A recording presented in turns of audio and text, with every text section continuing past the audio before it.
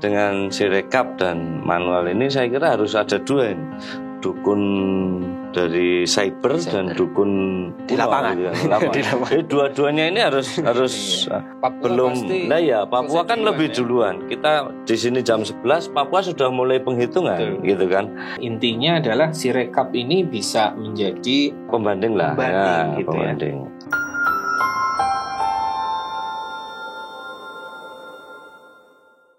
Jumpa lagi dengan kami Sobat Expos di Info Pemilu 2024.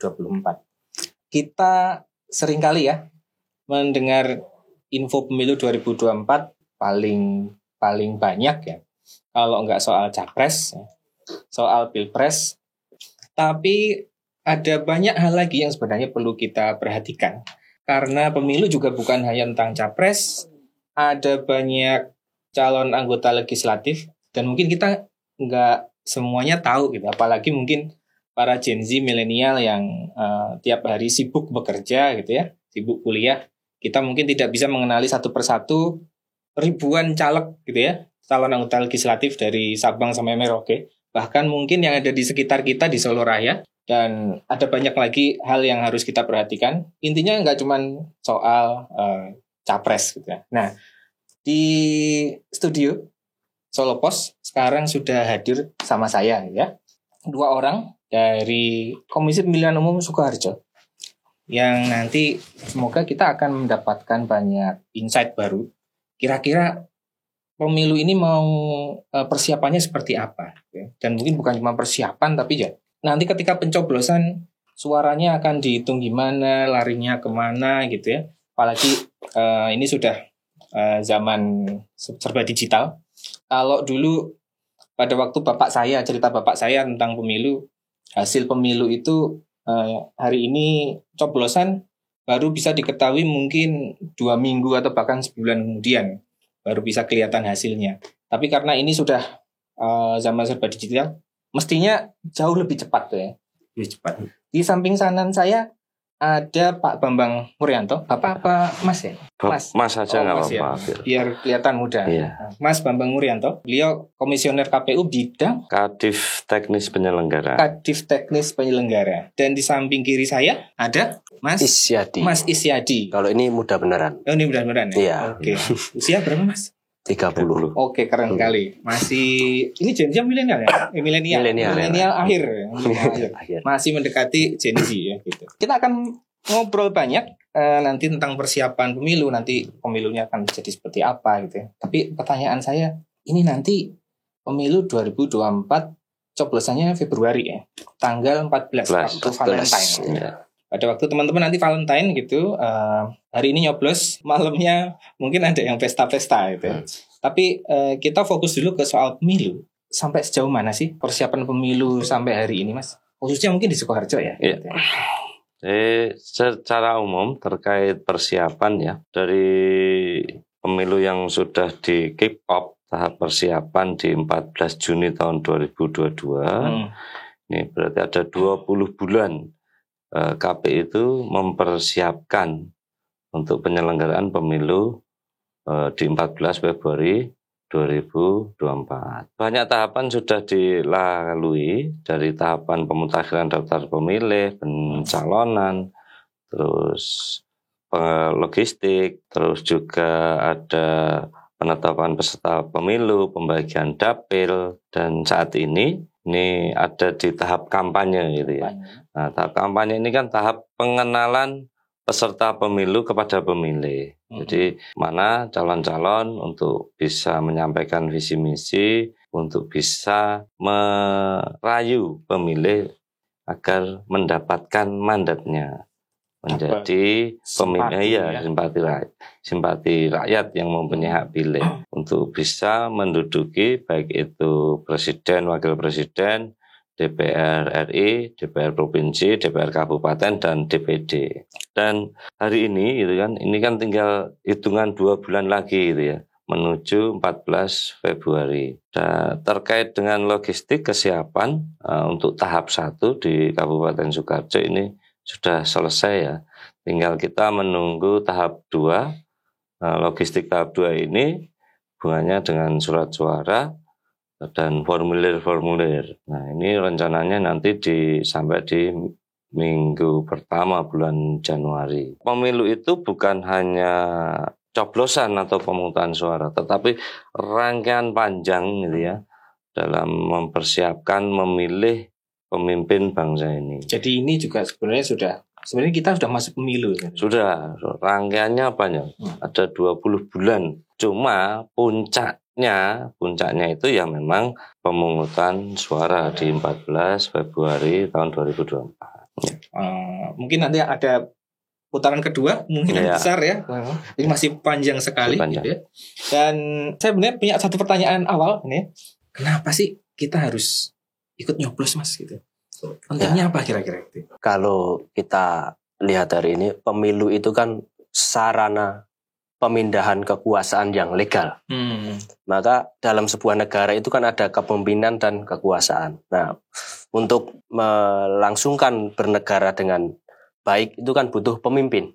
Nah, yang tahu pemimpin baik dan tidak itu kan rakyat. Makanya rakyat punya kedaulatan untuk memilih pemimpin. Nah, disitulah ada yang namanya sistem demokrasi atau yang kita sebut pemilu untuk pergantian kekuasaan itu. Pemimpin baik atau tidak, atau bisa menjalankan atau tidak, itu kan ditentukan dari pemilu. Siapa yang menentukan? Ya rakyat itu sendiri. Maka ya rakyat harus berpartisipasi dalam pemilu ini. Begitu. Iya, mungkin karena banyak Gen Z itu kan pasti bilang gini, kalau nyoblos nih kira-kira 5 tahun ke depan saya bisa dapat apa gitu. Kejarlah janji. Dan itu filmnya sosialisasi KPU. Betul. Ada nanti. Ada ya. Nanti coba di browsing cari. Di searching gitu. Kejarlah janji filmnya. Saya belum lihat tuntas juga. Kejarlah janji. Iya, kejarlah janjinya janji. Calon pemimpin. Iya. Ya karena memang banyak ya semua orang, semua calon gitu ya. Waktu pemilu ya pasti menyampaikan janji gitu. Tergantung nanti ya realisasinya, janjinya itu nanti seperti apa. Nah, itu pemilihlah yang harus mengawal sejak dari pemilu gitu. Dan itu mungkin perlunya semua pemilih gitu ya.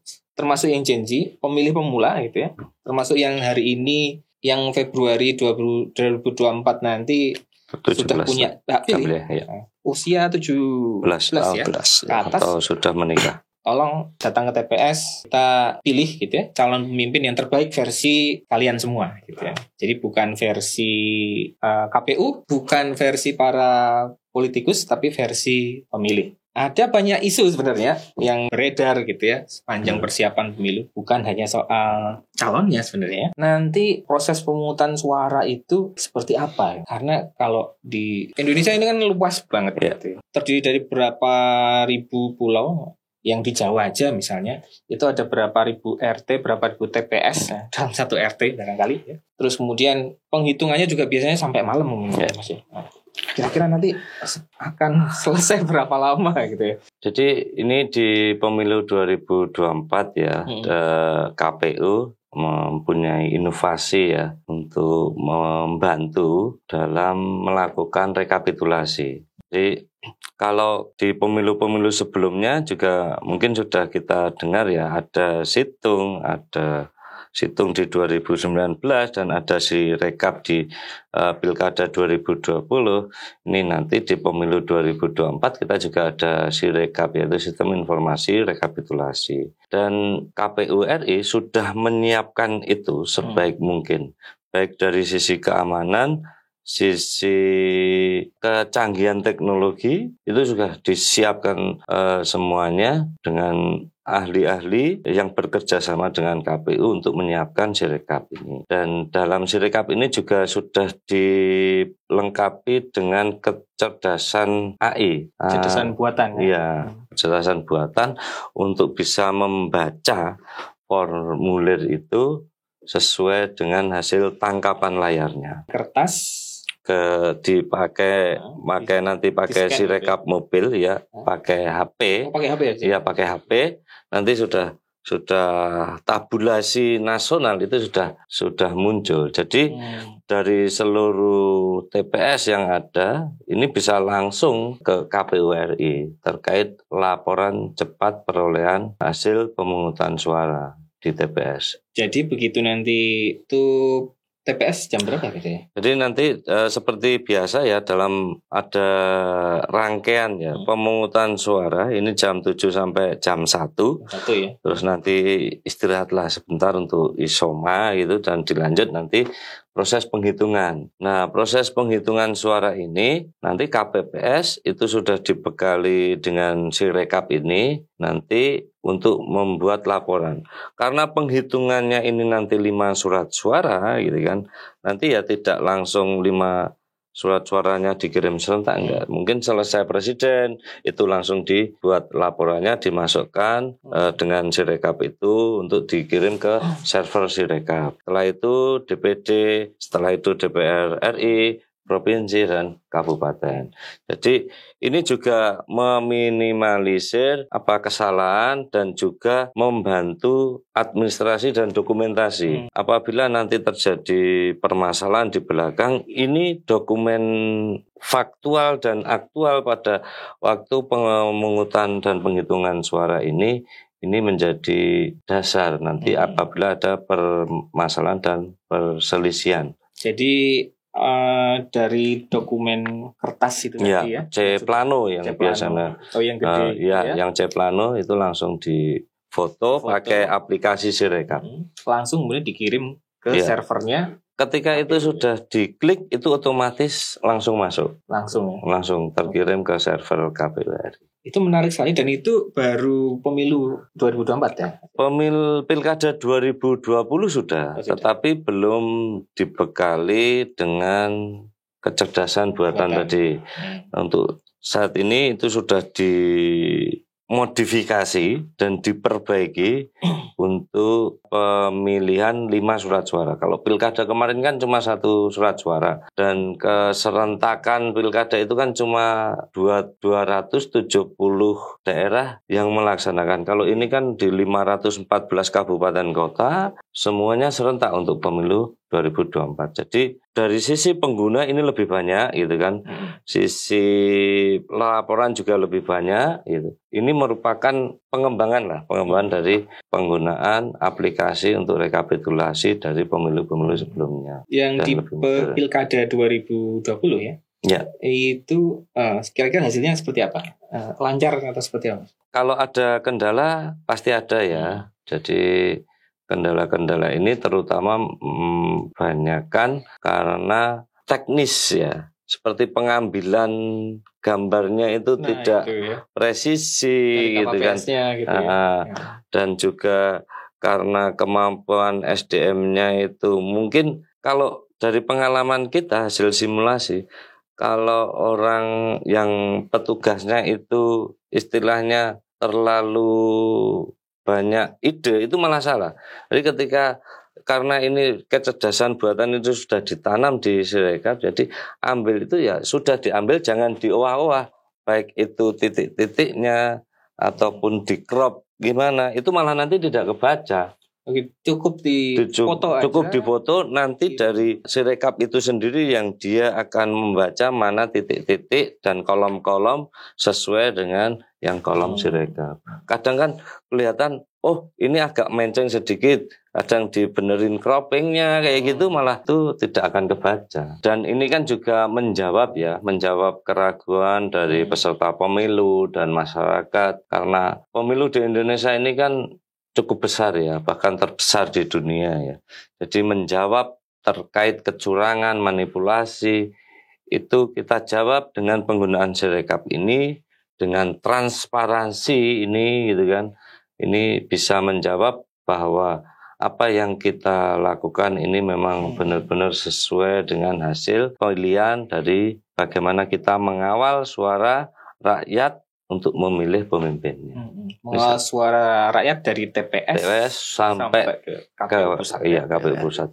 Walaupun ini sebagai alat bantu ya, alat bantu untuk memberikan informasi cepat kepada baik peserta pemilu maupun pemilih di wilayah Indonesia, bahkan dunia, karena nanti bisa diakses melalui website gitu. Oh, itu bisa dilihat langsung ya? Lihat langsung up to date gitu. Itu kalau nanti kira-kira kita pengen nonton hasilnya itu di situsnya KPU. Iya, iya ada. Paling nanti tetap jauh-jauh hari pasti akan kita informasikan linknya di mana gitu kan. Oke. Jadi nanti tolong disimak ya. Nanti bagi teman-teman yang pengen mengetahui, oh ini suara capresnya udah berapa persen nih? Iya, betul. Caleg ini udah berapa persen nih? Itu sudah diketahui real time nanti. Oke. Sebelum kita lanjutkan, monggo di ini kita nikmati teh apa kopi ya? Teh. Terima kasih. Teh break ya. Tadi menarik sebenarnya, ada isu misalnya SDM. Di sisi lain mungkin ada di tempat yang mungkin rada terpencil gitu. Ada panitia pemungutan suara yang mungkin sama sekali ya kalau orang gaptek mungkin itu wajar gitu ya. Tapi kan memang kita pasti untuk jaga ini seperti itu gitu. Kira-kira nanti seperti apa Mas? Masih siapa dulu? Oh ya, masih. Jadi untuk apa ya tadi SDM ya. Ya kita sebenarnya dari KPU kalau di KPPS itu kan umur 17 sampai 55 gitu kan. Nah saya sebagai anak muda kayaknya masih cocok mewakili Gen Z saya. Oke mantap. Ya. Bapak ya mendorong untuk teman-teman Gen Z milenial untuk jadi penyelenggara dalam tingkat KPPS ini. Karena kan kita pakai IT nih yang lebih pahaman itu mereka. Nah kita dari KPU Sukoharjo sendiri kan mendorong dan meminta kepada teman-teman untuk dalam satu KPPS itu mewajibkan ada anak mudanya biar dalam ketika nanti input itu yang lebih ahli kan mereka nih.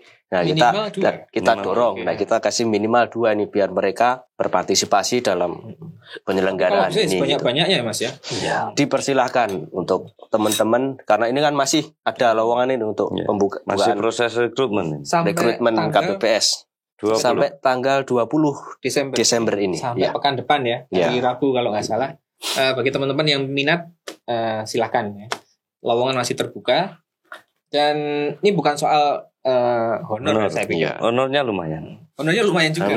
Tapi kalau menurut saya yang penting adalah pengalamannya gitu ya. Pengalaman jadi penyelenggara pemilu itu. Nanti kalau teman-teman pengen jadi anggota KPU seperti itu berpartisipasi kalau bahasanya kita itu bagian dalam rangka bela negara. Karena menjaga suara rakyat untuk memilih pemimpin begitu. Gitu. Kalau nggak ada yang mau berpartisipasi, terus gimana kan gitu. Dan kalau soal SDM nanti memang didorong oleh kita mendorong anak-anak muda supaya bisa masuk ke KPPS gitu ya. Supaya mereka ini bisa ikut mengawal gitu ya. Biar nggak ada masalah, nggak banyak kendala gitu ya di lapangan. Nah, sementara di dunia maya gitu ya, terutama di Twitter, di media sosial lah gitu ya, itu ada banyak sekali ya isu-isu gitu ya yang mungkin meragukan. Ini nanti kalau misalnya jaringannya KPU dihack atau diserang sama hacker gimana gitu ya. Kalau misalnya nanti hackernya canggih tersisa ngowahi suara dewe itu kan nanti mungkin bahaya gitu ya. Nah, kalau saya sih mungkin yakin ya sudah diantisipasi pasti oleh KPU. Nah, antisipasinya mungkin seperti apa? Siapa dulu nih? Jadi ini yang pertama terkait dengan keamanan jaringan sistem informasi.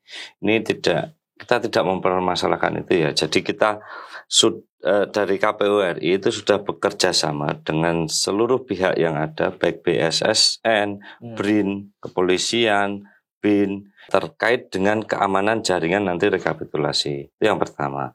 Terus yang kedua, Sirekap ini cuma alat bantu untuk memberikan informasi ya, untuk informasi publik.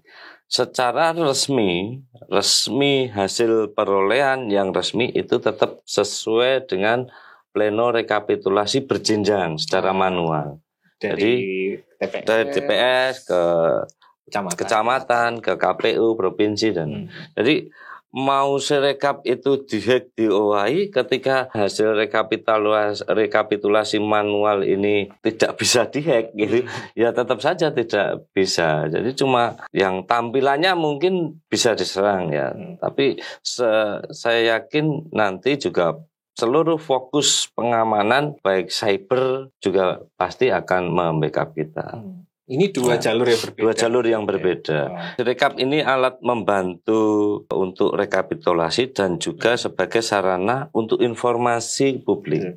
Tetapi realnya adalah yang tetap ditandatangan sesuai dengan pleno berjenjang. Jadi dua jalur yang berbeda, angka-angka yang ditampilkan di Sirekap gitu ya, itu melalui jalur yang berbeda dengan penghitungan suara manual ya. Iya, suara manual. Yang berjenjang itu. Iya. Dan yang dipakai nanti yang akan disahkan itu adalah hasil penghitungan yang berjenjang. Yang manual. Yang manual. Dan Sirekap pun ini nanti juga berjenjang. Sama, Sirekapnya juga berjenjang, manualnya juga berjenjang. Jadi nanti akan kelihatan ketika di TPS ini salah kan akan dibeneri di pleno rekapitulasi atasnya. Dan Sirekap ini juga harus dibenerin. Dan di situ seluruh kejadian, catatan, perubahan, perbaikan, hasil rekapitulasi itu harus dicatat di form kejadian khusus. Dan form kejadian khusus inilah nanti yang akan membantu menerangkan kenapa ada perbedaan, kemana ada perubahan, dan di mana perubahan itu akan dijelaskan di situ. Jadi orang blong-blongan. Iya, enggak istilah langsung gitu cul. Ternyata terus sini main hack, sana main hack, menang saya, ya tidak bisa begitu. Bahaya nanti ya. Itu terkait juga dengan soal ini, mungkin sengketa ya. Iya, permasalahan sengketa. Hasil nantinya. Nah, kekhawatirannya kan mungkin main klaim gitu. Main klaim, ini jangan kira-kira kayak misalnya ini beda banget gitu ya. Iya. Karena aku bisa menghack gitu. Terus kemudian nanti hasil pleno KPU kok ternyata beda banget kayak gitu. Nah, mungkin nanti seperti apa, Mas? Oke, untuk perselisihan ya. Tadi Mas Bambang sudah menjelaskan tentang bahwa ada Sirekap ini secara IT-nya dan secara realnya. Nah, nanti yang dijadikan dasar itu kan yang realnya. Sirekap ini sebenarnya kan untuk memudahkan kita memantau sampai mana suara kita atau merespon. Hari ini kan banyak quick count itu kan. Nah, itu kan sebagai merespon itu. Dan yang selanjutnya bahwa ditentukan suara itu kan nanti berdasarkan, kalau bahasa hukumnya rekapitulasi, berita acara dan sertifikat hasil. Nah, di situ kan untuk menentukan pastinya suaranya bagaimana itu kan sah dan tidaknya itu kan berdasarkan berita acara itu dan hasil sertifikat berjenjang tadi. Jadi ya yang dijadikan dasar ketika perselisihan itu ya di realnya, bukan di Sirekapnya ini sebagai mungkin ada antisipasi, mungkin tadi yang dikatakan ada hack dan sebagainya. Nah, itu dari perubahan, meskipun dia sudah merubah di digitalnya, ketika hasil realnya itu seperti ini, ya yang dijadikan dasar yang realnya gitu. Itu sebenarnya untuk memudahkan memantau masyarakat mengenai bagaimana hasilnya gitu.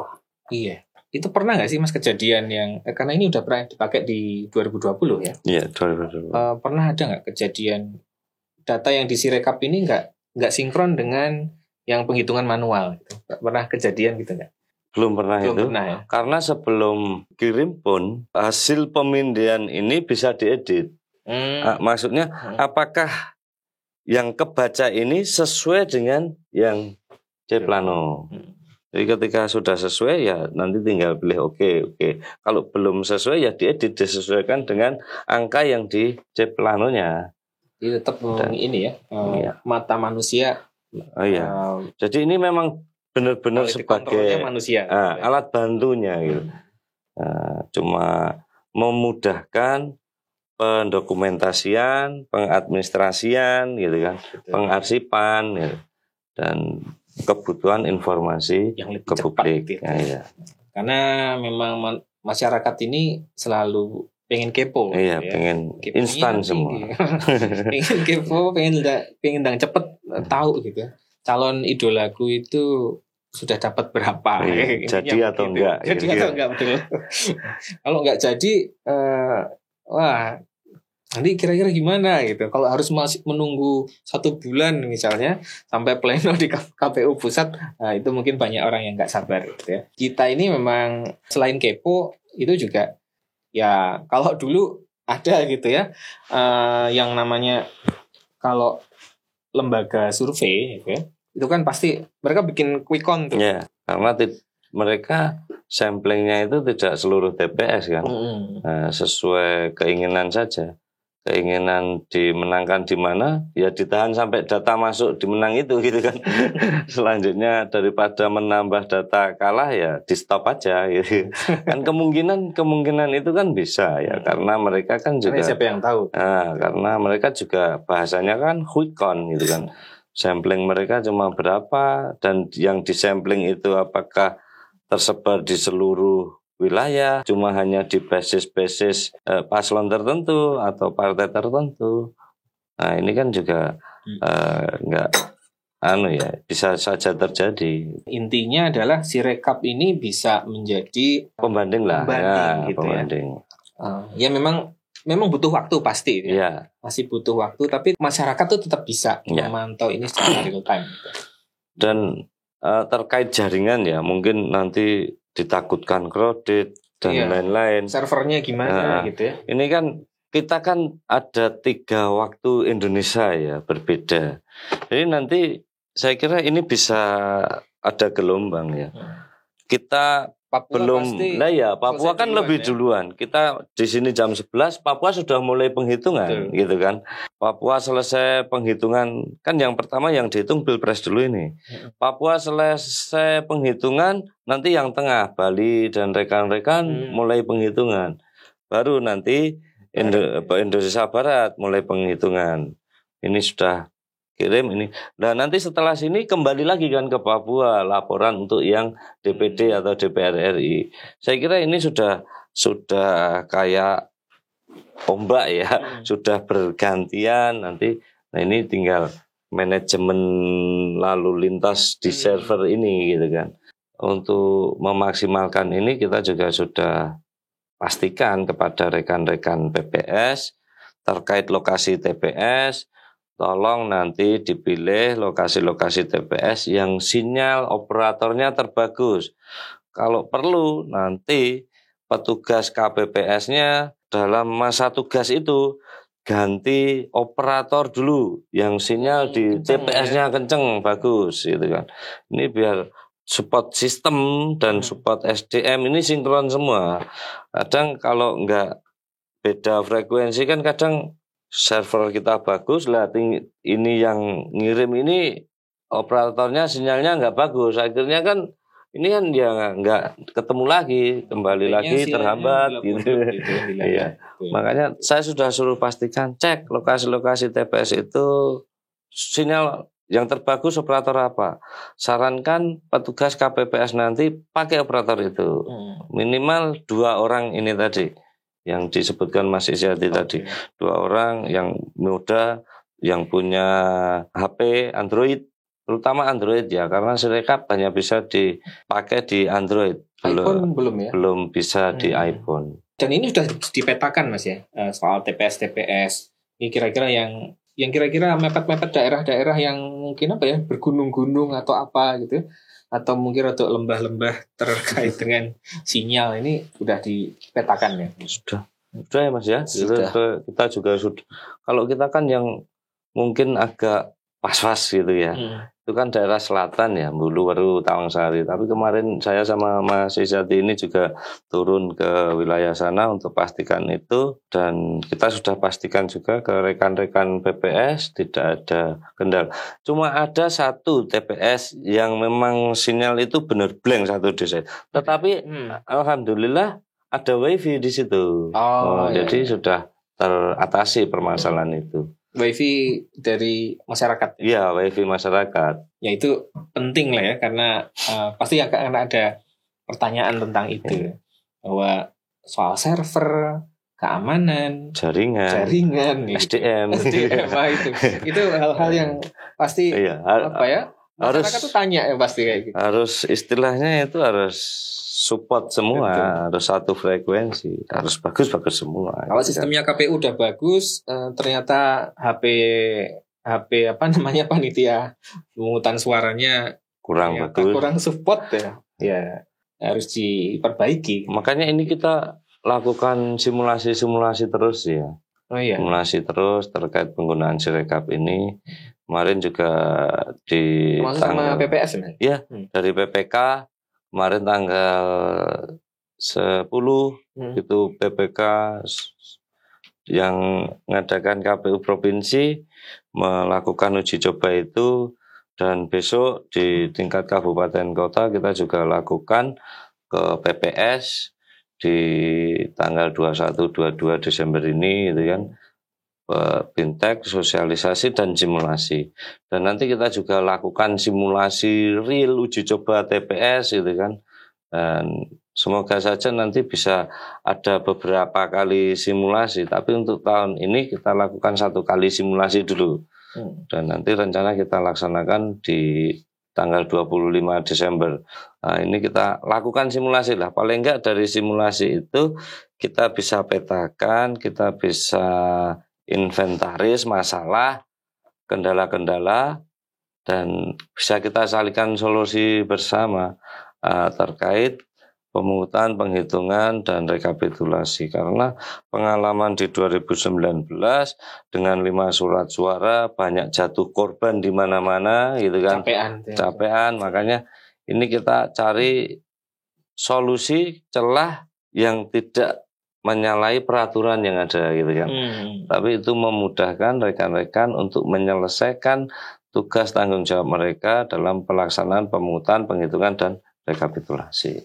Itu nanti Masnya boleh ngeliput. Iya. Setidaknya nanti buat tutorial Gen Z dan milenial nih gimana cara KPPS itu. Ya. Nanti teman-teman ada di belakang. Ya. Di tanggal 25 Desember. Ya. Ini menarik sebenarnya. Nah, ini satu pertanyaan ya. Mungkin Mas Is kayaknya bisa menjawab ini. Bisa nggak Mas? Ini Sirekap ini gitu ya, bisa menjawab isu-isu kecurangan gitu ya, yang mungkin biasanya kan kalau di pas habis pemungutan suara gitu kan ya biasalah ya, namanya gontok-gontokan. Bukan gontok-gontokan ya.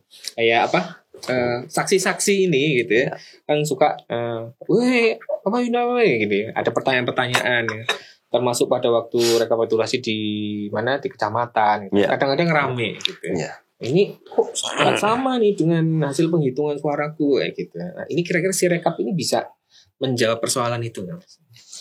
Kalau mau untuk melihat gitu ya, sebagai pembanding bisa-bisa saja, karena Sirekap ini sebelum diunggah ini kan juga ada yang namanya persetujuan atau dari saksi ya? Dari saksi itu. Dia ya kalau nggak sepakat ya kenapa tadi dijelaskan ketidaksepakatannya gimana, kan ada persetujuan, tanda tangan saksi dan sebagainya dari tingkat KPPS paling bawah nanti sampai ke kecamatan. Jadi secara prosesnya itu kan sudah minimal kita memberikan transparansi kepada masyarakat nih, Sirekap nih hasilnya seperti ini kepada teman-teman, sehingga akhirnya dengan kita rebahan kita bisa melihat hasil setidaknya, meskipun nanti realnya di lapangan itu, tapi kita bisa memantau lewat si rekap itu sehingga bisa selisihnya bisa terpantau gitu.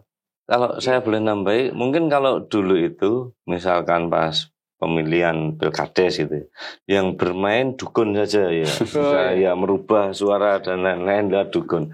Tapi kalau ini dengan Sirekap dan manual ini saya kira harus ada dua ini, dukun dari cyber dan dukun yang di lapangan. Jadi dua-duanya ini harus tambah biaya kalau misalkan mau menggunakan hacker sama dukun kan berarti kan. Hacker. Nah, masalahnya apa? Nanti misalkan ada perubahan yang di manual, tetapi kan Sirekap ini kan hasil foto ya. Kalau mungkin tabulasinya mungkin bisa dirubah. Tapi ada lampiran foto yang mungkin tidak terubah. Ini kan ya sulit. Kalau foto ini diedit terus diupload lagi atau bagaimana, ini kalau si yang manual ini juga tidak dirubah, nanti kan juga akan ketahuan. Makanya proses rekapitulasi berjenjang ini juga harus untuk kembali mengkonfirmasi tadi antara yang di Sirekap dan yang di manual. Jadi kalau mau istilahnya mengandalkan jasa pihak ketiga, ini harus ada dukun dan hacker gitu kan harus berbarengan biar sinkron. Nah, hacker sama dukunnya ini harus duduk bareng biar sinkron kan. Tapi ini dukun dan hacker ini bercanda ya. Tapi yang penting saya tadi ambil poinnya adalah yang pertama jalurnya itu beda ya. Jalurnya beda. Dan saling melengkapi, saling dan dokumen perbaiki. fisik yang difoto tadi selalu ada. Selalu ada. Di tiap tingkatan pun ada. Dan nanti akan dibawa dari TPS ke kecamatan, iya, betul. kabupaten. Iya. Jadi menarik untuk meyakinkan semua orang ya bahwa sebenarnya ini bukan sesuatu KPU itu menggunakan beberapa jalur gitu ya, 2 jalur minimal ya, untuk bisa menjamin gitu bahwa suara ini sampai gitu ya ke KPU pusat dari bawah sampai ke atas gitu ya, dan saling mengonfirmasi dan bisa dicek satu sama lain. Ini mungkin pertanyaan terakhir ya. Dulu waktu 2019 atau 2014 gitu ya, saya masih ingat. Kayaknya situsnya juga masih ada namanya gitu. Ini ya situsnya KPU ya di situ. Jadi hasil rekapitulasi yang bisa dilihat itu sebenarnya sama Bang. Oh, berbeda ya. Situng. Berbeda. Jadi kalau dulu itu cuma hasil laporan C1 di ini ya dari TPS dan istilahnya belum bisa mewakili seluruh TPS dan hasil berjenjangnya juga tidak ada konfirmasi perbaikan. Bedanya dari sistem itu seperti yang saya sampaikan di awal, ini sudah perbaikan dilengkapi dengan intelijensi buatan itu tadi dan lain-lain. Termasuk kalau situng dulu tidak digunakan juga sebagai pembanding pleno di bertingkat itu. Tapi kalau Sirekap ini nanti dalam pleno berjenjang ini dia juga akan menggunakan Sirekap untuk bahan konfirmasi.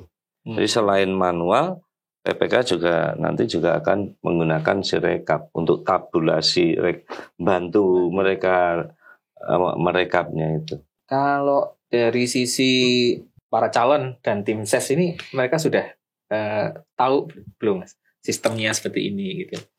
Sudah. Ya. Sudah. Dan reaksinya mereka seperti apa? Dan karena di pemilu 2024 ini hampir seluruh tahapan yang berhubungan dengan peserta pemilu ini sudah memakai aplikasi ya. Jadi mereka sudah terbiasa dan selama ini juga mereka lebih senang ke situ karena bisa dikerjakan dengan tidak harus di tempat tapi bisa mobile ya.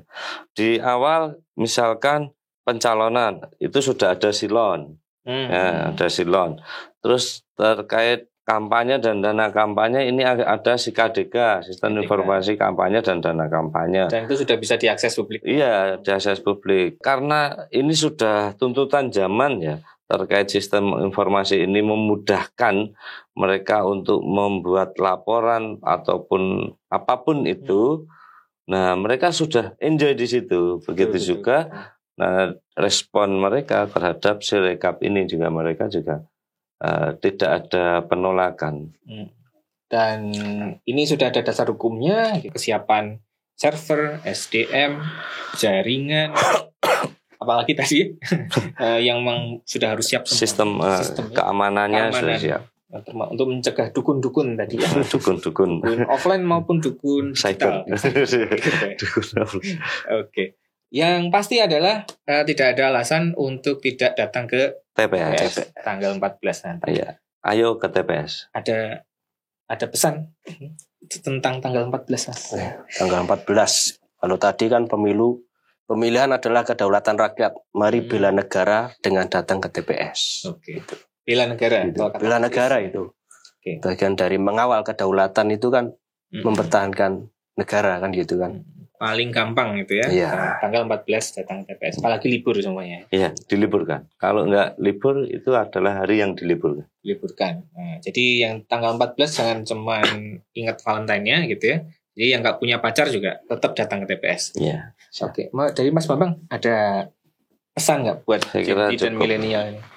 Intinya tetap ayo ke TPS. Nah, sebelum Rabu ke TPS 14 itu, Februari. Nah, ini yang untuk sebelum menentukan dia sebagai pemilih atau enggak, itu kan dia harus tahu nih. pastikan dulu ya. Lewat HP aja, cek DPT online. Nah, itu untuk menentukan nanti terdaftar di TPS mana, karena di situ udah ada mapnya nih. Kalau lupa jalannya bisa sampai lewat map gitu. TPS-nya juga sudah kelihatan ya. Sudah kelihatan. mapnya. Ya. Map Oke. titik lokasi rencana lokasi TPM-nya juga sudah.